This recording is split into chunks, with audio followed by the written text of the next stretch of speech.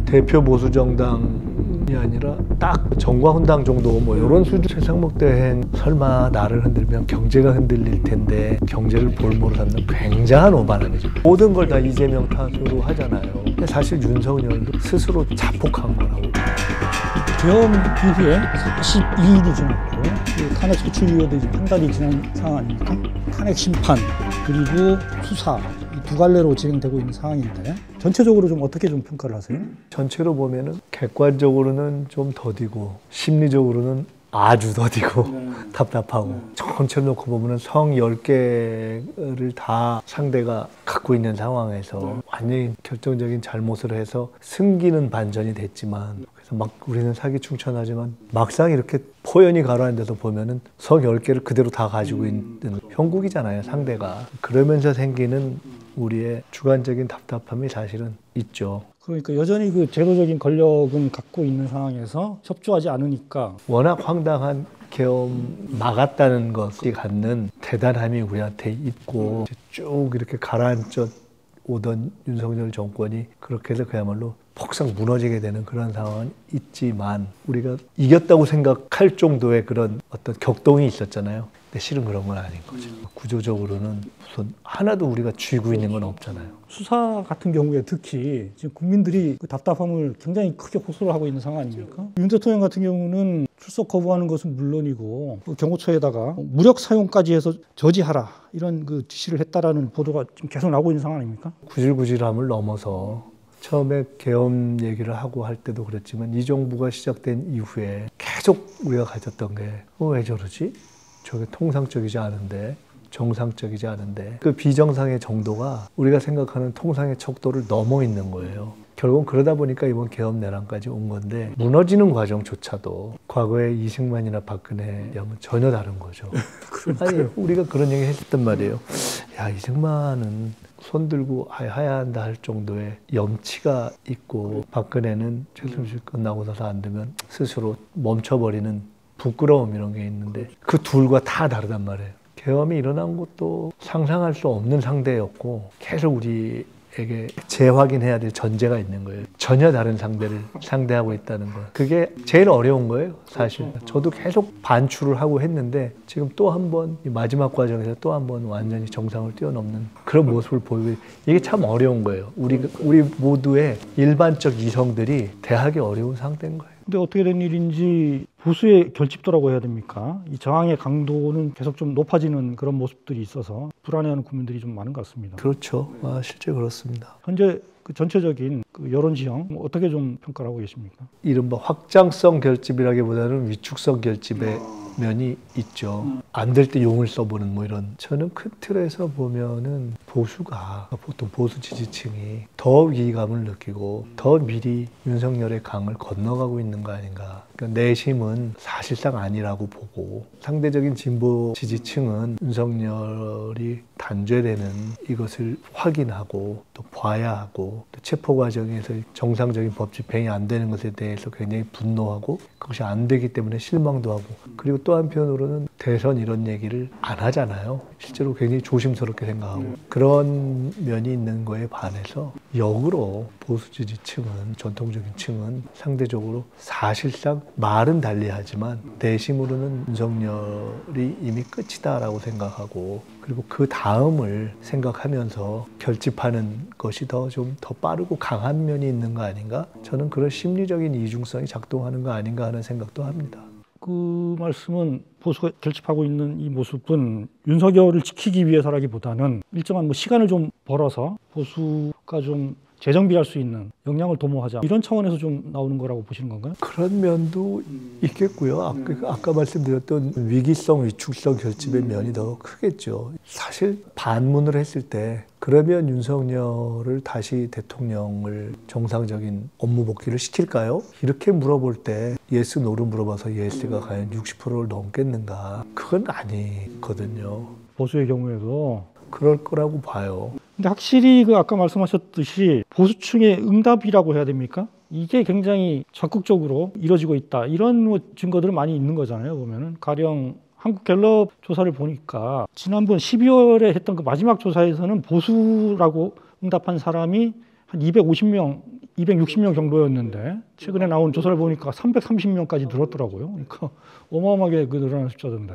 조사 같은 경우가 전형적으로 우선 가중 이런 거를 안 한 거잖아요. 그러니까 어떻게 보면 적극도가 반영되고 적극도가 통상적인 인구 통계가 가중되어 있다기보다도 적극성이 가중되어 있는 거잖아요. 응답을 많이 하는 거죠. 그러니까 그쪽 분들이. 어느 쪽이 더 절박하냐 텐데 절박함의 차이다. 그러니까 무슨 이걸 굉장히 절박하게 받아들이고 그런 면이 말씀하셨듯이. 있는 거 아닐까요? 물론 진보적 지지층도 굉장히 절박했는데 그 절박성이 가장 높았던 때는 뭐 이러다가 국회에서 탄핵이 안 되는 거 아니야? 라는 시기에 가장 그것이 이제 높아졌었다고 보고 한 번 더 볼 수 있는 것은 체포가 실제로 된 이후의 국면에서 또 한 번 볼 수 있을 텐데 어쨌든 그 국민의힘이 보면은 완강하게 박근혜 때는 사실 좀 갈라진 측면이 있었는데 지금은 국민의힘이 굉장히 완강하게 탄핵을 저지하는 그 대열에 서 있다라는 것, 이게 주는 그 효과도 굉장히 큰 거 아니겠습니까? 특히 지지층들한테는 우리 정치 세력이 저렇게까지 나오는 걸 보니까 우리도 좀 버텨야 되겠다, 이런 그 시그널로 좀 작용할 수 있는 거 아니겠습니까? 그것 또한 그 중심을 보면 그 중심에 윤석열의 차이가 작동하는 거 아니겠어요? 윤석열이 그 이전 박근혜와 달리 움직이는 것이 작동을 한다고 봐야 되겠죠. 저게 사실은 그게 가장 기본적인 요인이 그런 거죠, 결국은. 물론 국민의힘의 지금 이른바 이제 중진들이 이해를 못하겠는 것 하나가 우리가 통상적인 정치의 문법상으로는 최소한 사과는 하잖아요. 진심이 없어도 절은 한번 하는 게 기본이었잖아요. 근데 그걸 안 하잖아요. 그것이 그 어떤 중진들이 갖는 그 사람들의 개인적 특성, 또 흔히 얘기하는 옛날에 그랬으니까 이렇다라는 경험일 수도 있지만 그 뿌리에는 윤석열이 버티니까 그런 면이 있는 거죠. 윤석열이 거의 무슨 주술적 신념과 아주 후한 무치적 뻔뻔함을 가지고 버텨버리니까 거기에 일정하게 이렇게 연관되어 있는 지지층이 연동되어 있어서 제3자 추천 방식을 민주당이 수용한 거지 않습니까? 그래서 그 대법원장 추천 방식으로 그 수정한 내란 특검 법안을 발의를 했는데 여전히 또 반대를 하고 있단 말입니다. 외환 유치 혐의 그리고 내란 선동죄 혐의를 수사 대상으로 넣은 부분에 대해서 과하다 이렇게 나오고 있는데 뭐 어떻게 좀 말씀하시겠습니까? 사실은 이미 법무부에서 그간의 시비가 되었던 법적인 문제점은 상당히 해소됐다 이렇게 얘기를 했잖아요. 그런 점에 있어서 큰 양보가 이루어진 거잖아요. 근데 한편으로 그것을 저희들이 제시하면서도 이거를 받아들이겠는가, 정상적으로 이렇게 그만한 양보가 있었으면 인정하고 서로의 대화가 이루어질 것인가에 대해서 좀 의구심이 있었어요. 좀 회의적이었어요. 그러니까 결국은 실제로 그 특검을 통과시키는 것보다도 어떻게든 그냥 시비 걸고 이렇게 안 되는 쪽에 이야기를 하는 것으로 계속 가려 할 것 아닌가. 당내에서도 조금 더 대화를 해서 이것저것을 잘 버무려서 정말 원만하게 갔으면 좋겠다라는 얘기가 있고, 그럼 좋죠. 그럼 좋은데 근본적으로는 이게 일정 기간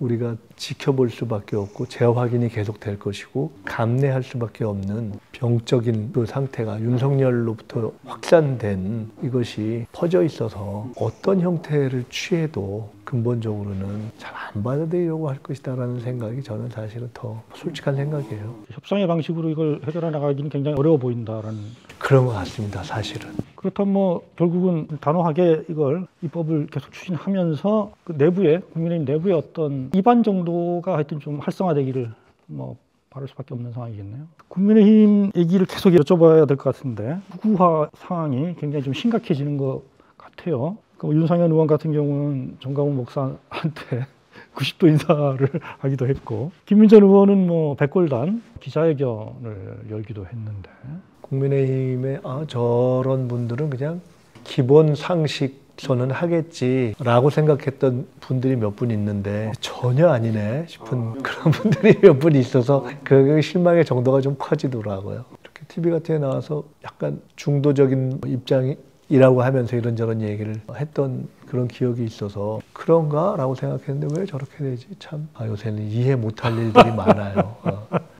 그래. 이해가 잘 안 되십니까? 왜 저러는지? 탈진실의 시대라고 하는데, 그러니까 일단 우기고 보자 이런 것이 워낙에 세계적으로 많이 나타나는 정치 현상이기도 하고 그렇기도 한데 왜 저럴까를 설명하기가 어렵네요. 이 사실 국민의힘 지도부도 이제 그 정도의 그 극단적인 형태에 대해서는 좀 제어를 하고 통제를 해야 되는데 그러기는커녕 오히려 좀 약간 부추기는 그런 모습을 좀 보이고 있는 거 아니겠습니까? 특히 오늘 권영세 비대위원장 같은 경우는 윤 대통령 내란죄 수사는 헌재 판단 뒤에 해야 된다, 뭐 이런 말씀까지 하셨던데, 이런 지도부의 모습에 대해서는 좀 어떻게 보십니까? 저는 아주 고통스럽게 망할 때까지 가야 정신 차릴 가능성이 있다, 이렇게 생각이 들어요. 합이 잘못된 거예요. 윤석열을 대통령으로 만들었던 그 국민의힘의 요번에 합은 통상적인 과정으로서 이렇게 잘못이 있으면 사과하고 그러면서 비교적 합리적인 길을 찾아 나가고 하는 방식으로의, 뭐 보수든 진보든 그렇잖아요. 정치적인 재생 과정을 거치는 방식이 아닐 가능성이 대단히 높다 하는 것이 현재까지 드러나는 것 같고, 그게 사실 우리 사회로 봐서는 좀 걱정스러운 대목이죠. 아주 상대하기가 좀 곤혹스러운. 우리나라에서 보수정을 대변하는 가장 큰 정당인데 이 정당이 저렇게 그 자생력이라고 해야 됩니까? 자정 능력을 좀 상실하고 계속 극단적으로 나아간다. 지도부부터 뭐 일반 성원들까지. 옛날식으로 보면은 대표 보수 정당이 아니라 딱 저 정과훈당 정도 뭐 이런 수준의 여기 보이는 거잖아요. 전에 같으면은 그런 정도는 사실은 걸렀잖아요. 근데 이제 그게 평균이 너무 떨어진 거여서 그러니까 참 고민될 때가 있어요. 이 대응을 할 때 그런 말들에 하나하나 일일이 대응을 해주는 방식으로 가야 되는 것인지, 우리 사회의 어떤 평균 이성을 생각해서 설마 이 정도는 걸러내겠지 하고 이렇게 하면서 대응을 해야 되는 것인지. 근데 그것이 또 그렇게 꼬치꼬치 대응을 안 하면 그냥 그것이 또 탈진실이 인정돼 버리면서 어느 정도의 영역을 또 이렇게 점하게 되고. 근데 분명한 것은 저렇게 되면 회복의 시간은, 상처와 시간은 훨씬 깊고 길어질 것이다. 왜냐하면 우리 사회 전체가 갖고 있는 기본 방향 자체가 그렇게 해서 바뀔 것이다 라는 생각을 안 들고 그건 상상하기도 어렵기 때문에, 저런 방식으로 가면은 어디서 재생의 씨앗을 남겨두고 찾지? 라는 생각이 들어서 사실은 종종 내가 걱정할 일은 아닌데 좀 심하네, 저렇게 해가지고 그 다음에 저 정당을 어떻게 하려고 하지? 하는 생각이 사실은 들 때가 많으니까 비판을 하다가도 딱 제가 이런 표현을 자주 쓰게 되더라고요. 내가 걱정할 일은 아닌데. 글쎄요, 잘 모르겠어요. 이게 윤석열, 김건희의 어떤 권력 요 시대가 갖는 특징 중에 하나가 이성과 합리를 뛰어넘은 주술적 어떤 방식, 주술적인 어떤 믿음에 의한 우김, 이런 것들이 상당히 작동을 했잖아요. 사실은 보면은 지금까지도 우리가 그런 얘기를 했습니다만은 의대 정원 문제 같은 경우를 풀 때도 설마 그렇겠어 하면서 숫자 2,000에 가령 집착을 한다든가 이런 것들이 있단 말이에요.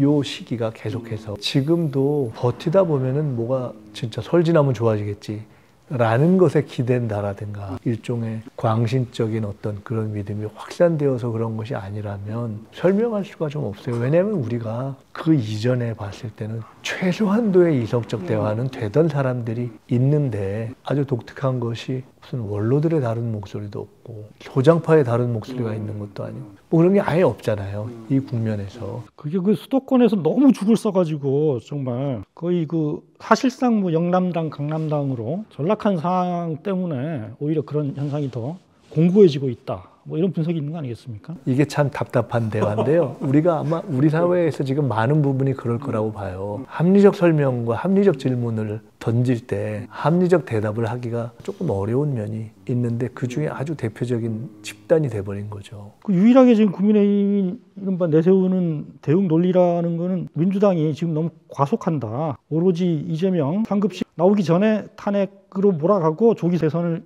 하기 위해서 너무 가속하고 있다. 뭐 이 주장을 하고 있는 거 아니겠습니까? 근데 그거의 안을 깊숙이 들여다보면은 과속론보다도 아주 단순하게 하나의 예를 보시자고요. 민주당 밖에 반대하는 반대파 중에서도 그렇고 민주당 내에서 아주 소수지만 가령 뭐 한덕수 탄핵 이런 문제를 놓고 가령 문제 제기를 한다. 이것도 뭐 과속해서 그랬다. 민주당이 과욕을 부려서 그랬다. 근데 그나마 한덕수 탄핵 이후에 현재도 완성태는 아니지만 최소한 심리의 조건이 형성된 거잖아요. 그조차도 못하게 하는 것이 정상이었을까? 그 한독수 체제를 그대로 뒀다면 그조차도 가능했겠는가? 답이 안 나오는 거잖아요. 불가피했던 거예요. 그렇기 때문에 그것을 강공이나 과속 탓으로 보는 것은 저는 조금 합리성이 떨어진다. 그리고 그 이후에 우리가 상대적으로 지금 엄청 참고 있잖아요. 엄청 참고 있잖아요, 사실은. 저것도 또 하나의 병적 집착인데. 만사 이재명 모든 걸 다 이재명 탓으로 하잖아요. 사실 윤석열도 스스로 자폭한 거라고 봐야 되죠. 다 이재명 탓이다, 다 야당 탓이다 하다가 오버해가지고 개헌까지 간 거잖아요. 대응하는 과정에서도 이재명이다라는 방식으로 지금 대응 논리들을 나오고 있잖아요. 똑같은 거예요. 윤석열의 가장 큰 문제점이 그대로 전염이 돼서 하는 건데, 그러니까 당연히 예를 들어 이재명 대표에 대해서 거부감을 갖거나 아니면 이재명 대표로 상징되는 정권 교체를 두려워하는 지층을 결집하는데 그게 일시적으로 효율적일 수 있어요. 근데 이게 너무나 많은 다른 합리적인 것들을 잡아먹어 버리는 거예요. 그래서 그 병이 잠깐은 입에 닿을 수 있는데 몸은 완전히 그냥 삭게 하는 저는 그런 병에 윤석열이 빠져가지고 계엄 내란까지 왔는데 저 당도 그것을 못 벗어나고 있는 것이어서 정말 이거는 잘못됐네요 라고 하면서 계엄 이후에 미안했다 이렇게 사과하고, 그래도 또 우리가 다 추세를 해서 잘 해야죠. 경제는 이렇게 해야죠. 등등 하는 상대가 우리로서는 훨씬 부담스럽지만은, 국민이 그렇게 나왔으면 훨씬 더 부담스러웠을 것이다. 훨씬 부담스럽지만은 나라에는 그래도 또 도움이 됐을 거라고 봐요. 그리고 보수의 장기적인 회복에도 도움이 됐을 거라고 봐요. 그러니까 지금 저렇게 단기적인 결집에 도움이 될 수 있을 거라고, 실제로도 그렇다고 얘기할 수 있지만 장기적으로 도움이 될 것인가에 대해서는 어쨌든 본인들이 선택한 길이니까. 탄핵 소추안에는 탄핵 사유로 내란죄를 넣었다가 얼마 전에 이걸 빼기로 하지 않았습니까? 그리고 헌법 차원의 그 내란 행위에 대해서만 그런 방식으로 정리가 된 것 같은데 어떻습니까? 이 헌재에서 이런 방식의 동의를 하고 이렇게 좀 진행이 될 걸로 예상을 하십니까? 헌재에서는 이미 공식적인 답변을 냈잖아요. 그건 헌재에서 판단하는 것이다. 정리하기 나름이다 이렇게 얘기를 했고, 과거에도 뭐 권성동 당시에 박근혜 당시에 했던 것이 있는 것이고, 또 실제로 저희들이 그 회의를 했으니까 우리의 의도 자체가 이 문제가 형법적으로 판단되지 않고 헌법적으로 판단되기 위해서 이 구성을 하자라는 얘기를 했던 거예요. 근데 딱 하나 이렇게 좀 쟁점이 됐을 소지가 있겠다 싶었던 것은 헌재에서 요거를 정리하는, 그러니까 헌재 방식으로 정리하는 과정을 거칠 때 그러면 이렇게 헌법적으로 이렇게 하고 내란죄 부분에 대해서는 이렇게 정리하는 거죠 라는 것을 정리라는 표현을 썼었으면, 정리와 그렇게 구성이 하면 되는 거죠 라고 표현했으면 아무 더 시비가 없었을 텐데, 아마 그때 철회라는 표현을 철회한다라는 그 단어가 이런 많은 시비거리를 굳이 좀 줬다면 줄 수 있는 것이 아닌가 싶은데, 그러나 그 단어에도 불구하고 내용의 변화는 없는 것이어서 그 부분은 결국 정리가 돼갈 거라고 봅니다. 그것 갖고 헌재에서 뭐 그 시비와 논란을 가지고 영향을 받거나 하는 일은 없을 거라고 봅니다. 헌법재판관 임명이 안 되고 있는 상황에서 이 부분은 어떻게 좀 대응을 하실 계획이세요?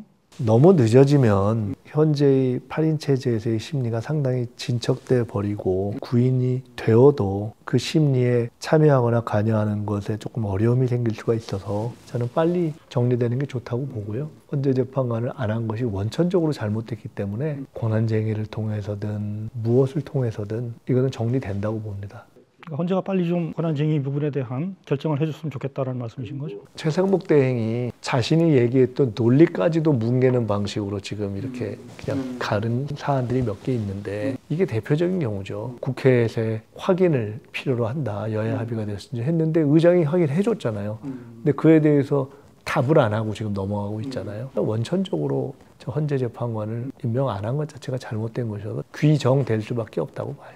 다만 이제 시기 문제가 있는 거죠. 최상목 대행 얘기가 나왔으니까 최상목 부인은 전반적인 그 모습에 대해서는 좀 어떻게 좀 평가를 하세요? 뭐 일단 재판관 2명이라도 임명해서 일정의 약간의 그 정상화를 이뤘다라는 그 점 하나가 의미가 있는 거죠. 그 외 다른 부분은 좀 어떻게 보십니까? 저는 최상목 대행의 대부분의 결정이라든가 이런 것에 대해서 좀 안 좋게 봐요. 뭐 다른 걸 떠나서 법을 전공하고 행시를 패스해서 평생 경제 관료를 한 분이잖아요. 근데 그런 분이 가져야 할 최소한의 어떤 일관성이 일단 없다. 경제를 위해서라는 명분으로 이런저런 걸 하는데 지금 경제에 제일 해가 되는 것이 사실은 불확실성의 양산이고 지속이잖아요. 이건 뭐 복잡한 통계를 안 봐도 그냥 나오는 거잖아요. 탄핵이 가결이 안 되면 한 번씩 지장이 출렁하고, 헌재 임명이 안 되면 출렁하고, 체포가 안 되면 출렁하고, 뭐 계속 이런 식이잖아요. 전 세계 어느 언론을 봐도 지금 대한민국에서 법 집행이 이루어지고 있지 않는 것이 잘 됐다고 보는 데가 없잖아요. 다 좀 이상하게 보잖아요. 근데 이 큰 문제에 대한 눈을 감고 무슨 경제 이야기를 하는 것이 좀 정직하지 않다. 그래서 저는 사실은 비판을 떠나서 최상목 대행이 그렇게 수재라는데 지금 이러저러한 거를 모를 뿐이 아니라고 봐요. 다 알면서 저러는 것이 너무 정직해 보이지 않아서 너무 머리를 많이 쓰는 것처럼 보여서 사실 저는 개인적으로 저런 방식의 태도는 참 좋지 않다고 생각이 들어요. 근데 어떻게 그러면 그런 행태에 대해서 어떻게 대응을 해야 됩니까? 그 괴로운 거죠.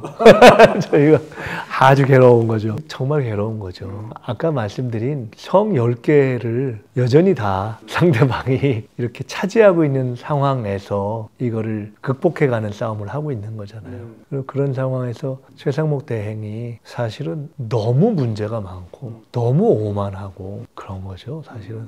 그러니까 최소한 자기 논리와 자기 말은 지켜야 되는데 그걸 안 지키잖아요. 경제를 담당했던 관료로서 설마 나를 흔들면 경제가 흔들릴 텐데 라는 경제를 볼모로 삼는 굉장한 오만함이죠. 그게 사실 저는 정말 나쁘다고 생각해요. 제가 최근에 이렇게 비판했던 여러 관료 중에 저 개인적으로는 가장 비판하고 싶어요. 가장 나쁜 태도라고 봐요, 사실은. 근데 그거를 더구나 모르지 않을 만한 분이 이렇게 딱 실제로 자기가 문제되는 부분은 답을 안 하는 방식으로 그 비논리를 피해가는 것이 참 온당치 않다. 아까 말씀드렸던 건 그럼 어떻게 할 것인가에 있어서 저희가 현재까지 한 최고의 대응이 비판과 고발이었죠. 직무유기에 대한. 그 선을 현재 하고 있는데 이게 화가 지금 이렇게 끝까지 차오르고 있습니다. 체포와 관련해서 최 대행은 최근에 한 말은 현행 법률 체계 안에서는 뭐 공수처, 경호처 두 기관 간의 출구를 뚫기가 어렵다.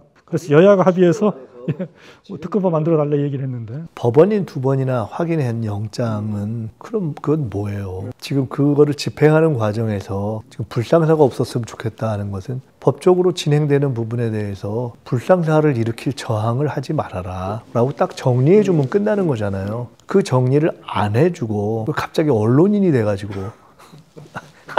이상하잖아요, 현재 있는 많은 이게 온당치 못한 상황에 대한 교통정리에 책임이 있는 사람이잖아요. 근데 갑자기 그 교통정리를 해야 될 시점에 있어서는 갑자기 무슨 뭐 기계적 중립의 언론인처럼 이야기를 하잖아요. 그 윤석열 계엄 쪽지부터도 그런 거죠. 그게 처음에는 그냥 설인 줄 알았는데 이런저런 공소장 등등을 통해서 확인되는 것을 보면 아주 구체적으로 예비비를 확보해서 지금 국회에는 돈을 끊고 국보 입법회 이런 걸 만들 수 있는 걸 준비를 해라. 안 보이게 막 써놓기 쉽지 않은 거 아니에요. 근데 갑자기 그것은 그 꼼꼼한 평생 경제 관료가 읽어보지도 않고 아랫사람에게 줬다고 하는 저는 최상목 대행이요. 지금의 시기 이후에 길게 이렇게 역사라든가 또는 사람들의 평가라든가 또 자기 인생을 생각했을 때 보통 사람들을 너무 우습게 생각하지 않았으면 좋겠어요. 보통 사람들이 이렇게 다 보잖아요. 보면 다 알잖아요. 임계수위를 향해서 지금 계속 쌓여가고 있는 상황이다라는 걸 알아야 된다라는 말씀이신 거죠. 오늘 아마 최상목 대행을 이재명 대표하고 박찬대 원내대표 와서 만났는데 아마 그 전에도 뭐 공개적인 발언에서도 얘기를 했고 사실은 많이 한 거죠. 친명 중진 일부에서는 당 지도 메시지가 너무 거칠다 이런 좀 문제 제기도 있었습니다. 특히 줄탄핵 말씀하신 거랑 그때 뭐 한꺼번에 다 탄핵해가지고 이 국무위원 단을 아예 그냥 무너뜨리는 방식이 있다. 뭐 이런 부분들을 갖고 이제 이런 얘기를 하는 것 같은데 어떻게 좀 보십니까? 굳이 뭐 팩트만 이야기하면은 이른바 줄탄핵이나 무슨 뭐 5명 국무회의 그거를 당의 공식적인 지도부에서 언급한 바는 없어요. 일단 그렇고요. 우리가 일반적으로 정치적인 표현을 최대한도로 잘 이렇게 하는 것이 좋다라는 것은 뭐 좋지만 지금까지 끌어온 큰 방향에 있어서 그것이 크게 잘못되었다. 참 그렇게 얘기할 일은 아니라고 봅니다. 계엄에 대해서 그 많은 분들이 사실 의원님을 재평가하게 된 그 근거가 몇 가지 하여튼 근거에 기반한 추론을 통해서 몇 달 전에 미리 예견을 하셨단 말이에요. 그때는 근데 사실은 많은 부분들이 음모론에 경도된 사고 아니냐 좀 치부했던 건데. 근데 이제 또 비슷한 그런 그 추론의 방식을 통해서 2차 계엄 가능성을 또 경고를 했었고, 실제로 그런 경고를 많은 사람들이 받아들이면서 그 탄핵 소추를 앞당기는데 큰 역할을 하셨던 걸로 기억이 됩니다. 요즘 뭐 어떻게 좀 그런 식의 관찰을 통해서 좀 주목할 만한, 그러니까 앞으로 저쪽 진영이 어떻게 움직이겠다라고 좀 주목할 만한 어떤 현상 같은 게 좀 있습니까? 몇 달 전에 사람들하고 얘기를 하다가 사실은 저는 김문수 씨가 뜰 가능성이 높다고 생각했어요. 그런 대화를 몇 사람하고 했던 것 같아요. 그거는 어떤 것들이었습니까? 윤석열의 마음에 가장 합할 것 같다는 생각이 들었던 거죠. 극단적인 전광훈 세력이나 이런 부분이 일반적인 어떤 대중성 이런 것에 맞아서는 아니고 일종의 극단성이 반영되는 거죠. 지금 상황은 좀 실제로 그렇게 나타나는 것 같습니다. 매번 몇 번 이 상대가 그렇지, 이 상대가 일반적이지 않지. 윤석열이라는 그 개인이 스스로 버티는 방식이라든가 또는 결국은 이제 위헌과 위법 때문에 파면될 텐데 쉽게 말해서 물귀신으로 갈 것이다. 물귀신으로 갈 가능성이 높다. 그래서 우리 사회에서 상당 정도 어떻게 극단적인 물귀신처럼 이렇게 지식을 끌어서 막 가고 그것이 파면이 됐을 때 그 이후에 전국에도 영향을 미치려 하고 하는 방식으로 갈 가능성이 상당히 있지 않을까. 그런 우려 속에서 이게 과연 어떻게까지 갈까 하는 생각을 쭉 해보고 있습니다. 어떻습니까? 그런 식의 극단적인 대응, 그러니까 말씀하셨듯이 비정상적이다. 그래서 끝까지 비정상적으로 갈 것이다라는 걸 전제하고 본다라면은 우리 사회의 어떤 제도적인 대응이란 것도 결국은 그런 극단성이 발현될 수 있는 어떤 공간을 줄이고 시간을 좀 축소하는 그런 방식으로 할 수밖에 없을 것 같은데요. 결국은 빨리 탄핵을 시키고 빨리 수사를 통해서 사회로부터 격리시키는 그런 방식들이 신속하게 집행이 돼야 될 것 같은데, 그 탄핵에 대해서는 어떻게 좀 전망을 하십니까? 과거에 2번의 탄핵의 경험과 비교를 해보면 너무 쟁점이 단순하잖아요. 사실 뭐 요건에 안 맞으니까 전시였냐? 아니다. 준전시였냐? 아니다. 치안부재였냐? 아니다. 그 다음에 국무회의를 제대로 했냐? 아니다. 국회 침탈을 했냐? 안 했냐? 했다. 딱 정리가 돼버리잖아요. 그렇기 때문에 이에 대한 답은 저는 그래도 헌재가 그런 기본 답은 정리해서 내려줄 거다라고 확신합니다. 그 시기도 이제는 길어지면 길어질수록 나라가 어렵잖아요. 다들 대부분 헌재에 대해서 이렇게 판단하는 분들은 3월을 넘기기 어렵지 않겠냐 이렇게들 많이들 보시는 것 같더라고요. 제가 뭐 정확하게 알 수는 없으니까 그런 상식적인 선에서 되지 않겠나 이렇게 보는 거죠. 이제 좀 개인적인 질문을 좀 들어봤으면 좋겠는데, 정치인 김민석에 대한 재발견의 시간이었다 이렇게 보는 국민들이 굉장히 많은 것 같아요. 특히 민주개혁 진영에서는 오랫동안 진영 내에서 좀 뭐라고 해야 됩니까? 좀 부정적인 좀 평가의 대상이 된 시간이 있지 않습니까? 그런 점에서 좀 지금의 그런 변화된 그 평가나 이런 것들에 대한 소외가 좀 남다르실 것 같기도 해요. 어떻습니까? 그런 부분에 대해서는. 뭐 평가의 변화 이걸 떠나서 제가 정치를 떠났던 기간이 18년인데요. 2002년부터 2020년에 다시 돌아와서 이렇게 활동을 하고 있다는 것만으로 이제 늘 감사하게 생각을 하고요. 또 그 과정에서 좀 큰 틀의 변화가 좀 몇 가지 있었고 사실 그렇게 막 복잡하게 생각하지 않고 큰 흐름이나 원칙 이런 거를 중심으로 보고 또 개인적인 어떤 측면보다는 전체 어떻게 잘 될 거냐 이걸 중심으로 또 보고 그런 어떻게 보면 좀 단순해졌다고 할까요? 전에보다 조금 더 반기는 반응이랄까 이런 것이 있으면 좋죠 뭐. 뭐 조금 민감한 얘기일 수도 있을 것 같긴 한데 초에 좀 진영 내에서 좀 부정적인 평가가 시작된 계기라는 게 사실 노무현 캠프에서 그 정몽준 캠프로 이렇게 옮겨가면서 이 부분에 대한 문제 제기가 굉장히 많았던 거잖아요. 사실은 그 과정에서 우리가 대중들이 아는 것과는 좀 다른 어떤 속사정이 있었다 뭐 이런 얘기들도 있더라고요. 혹시 지나간 얘기를 뭐 다 뭐 시시콜콜이 아니 뭐 그래도 큰 차원에서라도 좀 뭐 그럴 건 없을 것 같고요. 어쨌든 저는 이렇게 오랜 부침의 과정을 겪으면서 전략보다는 가치가 중요하고 뭐 그런 거를 조금 이렇게 체화했다고 할까요? 비교적 몸에 좀 새긴 것 같아요. 그리고 이제 큰 시대 정신을 보는 좀 그런 시간을 갖고 그래서 하여간 저는 옛날보다 스스로를 볼 때 괜찮다 이렇게 봐요.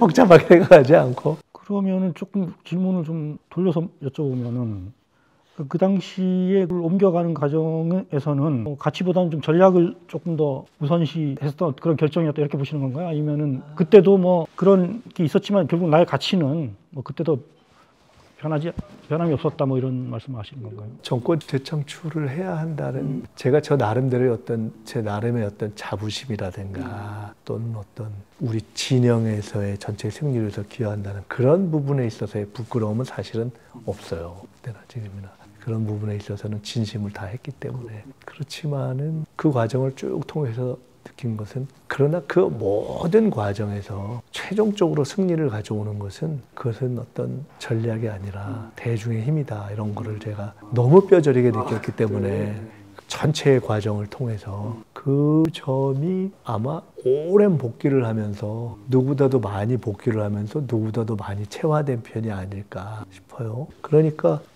예를 들어 최근에 있었던 여러 가지 뭐 이런저런 화두 중에 뭐 당원 주권의 화두라든가 이런 등등이 있을 때 비교적 정치를 일찍 시작하고 오래 한 사람들 가운데서는 좀 그런 원칙적인 방향에 손을 들고 그런 방향으로 가야 된다고 생각하게 되는 것들이 다 좀 그런 영향이 아닐까 같아요.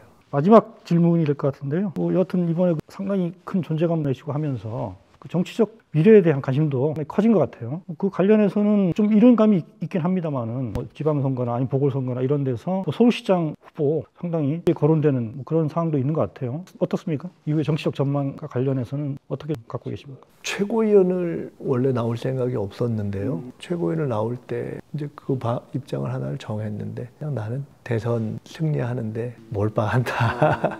그러니까 그 얘기는 그 시기가 계엄 때문에 그 순서가 이제 뒤바뀔 수가 있는 상황이 됐잖아요. 그렇기 때문에 앞으로 순서가 어떻게 될지 모르지만은 제가 개인적인 정치 어떤 목표나 일정 이런 걸 가지고 그거에 뭔가 몰두하는 그런 정치를 굳이 할 필요가 있는가?